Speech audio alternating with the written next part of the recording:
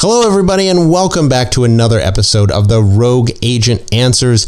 My name is the Rogue Agent. Some people call me David Lewis, and every week I answer one of the many life insurance related questions that I've received from clients, from email subscribers on the daily email list, questions floated to me from across the interwebs, in the comments sections, which I know you're not supposed to read, or just interactions that I've had with people in real life over the past 20 years, which is a long time. And some of these questions I just scribble down on scrap pieces of paper. Some of these are stuff I've written down on my phone. Some of it is on Post-it notes scattered all over the office. And every week I answer one of those questions. So if you'd like to ask your question, drop them in the comments section or join my email list for more life insurance tips and advice at monogenics.com. monegenics.com. Also, keep in mind that nothing in this podcast is or should be construed as financial, investment, legal, or tax advice. In fact, nothing that I say in this podcast should be construed even as insurance advice, as I don't give individual advice blanket just across the internet, unqualified, to random strangers. So if you need any of that stuff, contact a licensed professional that you know, like, and trust, preferably someone licensed in your jurisdiction. And now for this week's question. How much death benefit can I accelerate on my ABR? Well, let's hope you never need it. But if you do, most life insurance companies allow you to accelerate between 25% and 50% of the death benefit.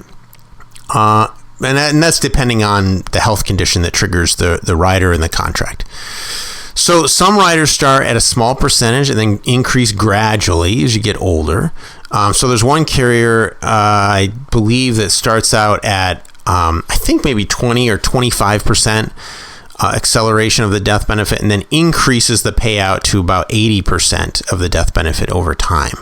So you're not going to get the full payout until you're, I think it's 80 or 85 or something like that.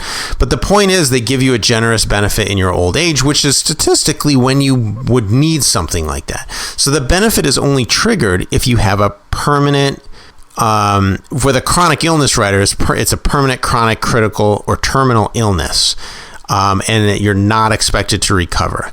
So, and that's in most cases. So New York Life is the oddball. There's always an exception, where most companies don't charge you an extra fee.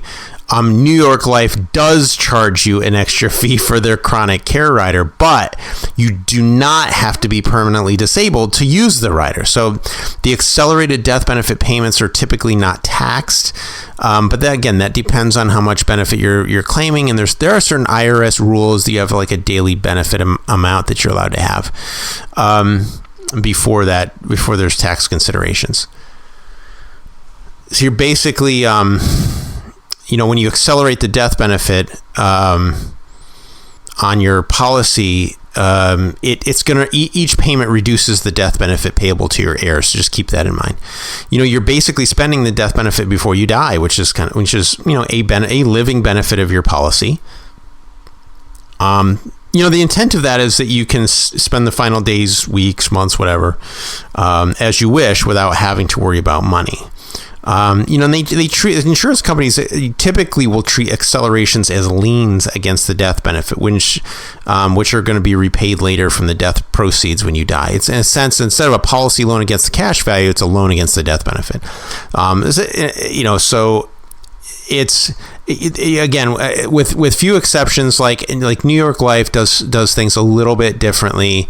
It just in the sense that what they're doing with most chronic illness riders, again, it has to be permanent illness, and then it's a lien against the death benefit. Whereas with New York Life, the way theirs riders works, as of this recording, they could change this in a future iteration. So keep that in mind too. If there's 5 years down the road, maybe things have changed. But as of this recording with their current series, the way they work it is they have you can choose a benefit pool that's built around your base whole life death benefit, just the base, and then you can accelerate that portion of your death benefit and use that as get a monthly payment, and they have different monthly payments you can get, and that determines kind of the benefit pool plus the monthly payments determines how much you pay for the rider.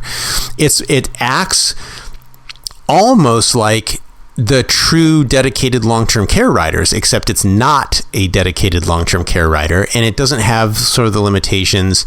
You don't need a plan of care for for any of the riders, these chronic illness riders. You do not need a plan of care like you would with a true LTC rider.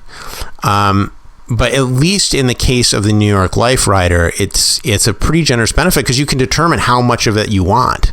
If you want to have a big one, you just buy a big base whole life, and then you can accelerate as much of that as you want up to. I think you have to leave like $10,000 left on the base when it's so. But if you get like $1 million or something, or you get $500,000, all you have to do is leave $10,000 left, and the rest could be accelerated on for the chronic illness. Anyway, that's how the riders work.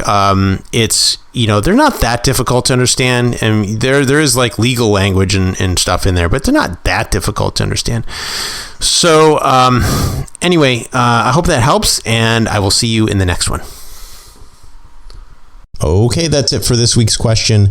If you'd like to add your question to the list, just drop them in the comment section or send me an email. And if you want more life insurance tips and advice, just head on over to monogenics.com, MONEGENIX.com, and sign up for my daily email list.